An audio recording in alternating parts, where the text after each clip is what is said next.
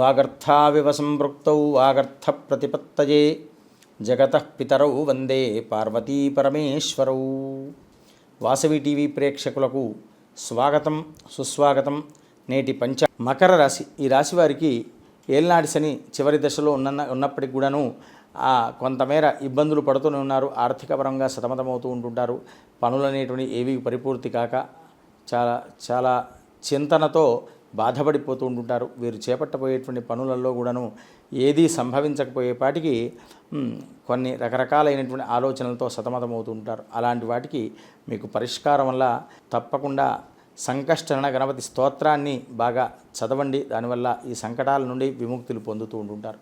స్వస్తి ప్రజాభ్య పరిపాలయంతాం న్యాయేన మార్గేణ మహిమహీషాః. గోబ్రాహ్మణేభ్యః శుభమస్తు నిత్యం. లోకాః సమస్తాః సుఖినో భవంతు.